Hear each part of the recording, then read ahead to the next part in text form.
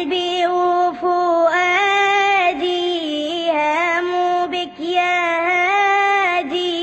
قلبي وفؤادي هاموا بك يا هادي. السلام علیکم ورحمۃ اللہ وبرکاتہ۔ محترم ناظرین، استقبال آپ کا ہمارے یوٹیوب چینل آن لائن فتاویٰ میں۔ آج کا سوال: کیا فرماتے ہیں مفتیان اکرام اس مسئلے کے بارے میں؟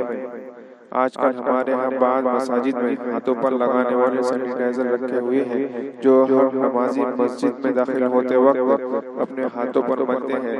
ہمارے تحقیق کے مطابق سینیٹائزر میں 60 تا 95% الکحل ہوتا ہے، تو کیا اس حالت میں نماز پڑھنا جائز ہے؟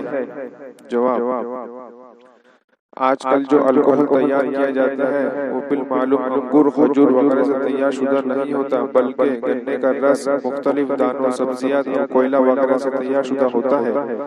اور اس طرح کا الکحل حضرات شیخین امام ابو حنیفہ رحمۃ اللہ علیہ اور امام ابو یوسف رحمۃ اللہ علیہ کے مسلک کے مطابق حرام و ناپاک نہیں، قذافی علی الکتب الفقہ والفتاویٰ۔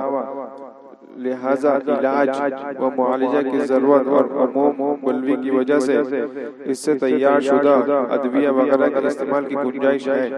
اور مفتی سعید احمد صاحب پالنپوری دامت برکاتہم نے فتاوی دارالعلوم دیوبند جلد اول جدید کے حاشیہ میں تحریر فرمایا ہے کہ اب تحقیق یہ آئی ہے کہ اسپرٹ الکحل کیمیکل سے بنائی جاتے ہیں، شرابوں سے نہیں بنائی جاتی ہے۔ پر اگر الکحل نشہ آور ہے تو اس کا پینا حرام ہے، مگر وہ پاک ہے۔ اگر الکحل بدن پر لگایا گیا ہو تو بدن کا دھونا ضروری نہیں، اور عطر و ادویہ میں ملایا گیا تو عطر و غیر پاک ہے۔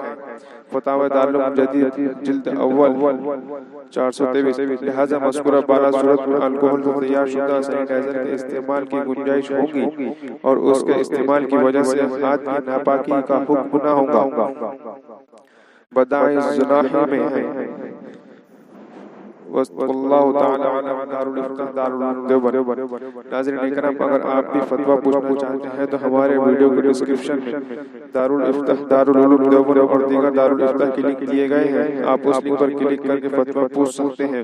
ناظرین اکرام، اگر آپ کو ہماری ویڈیو پسند آئی تو ہماری ویڈیو کو لائک کیجیے، شیئر کیجیے، کمنٹ باکس میں کمنٹ کیجیے، اور ہمارے چینل کو سبسکرائب کریں، بیل آئیکن کے بٹن کو بھی دبا دیں تاکہ ہماری ہر نئے آنے والی ویڈیو کا نوٹیفیکیشن آپ کو ملتے رہے۔ جزاک اللہ۔ السلام علیکم ورحمۃ اللہ وبرکاتہ۔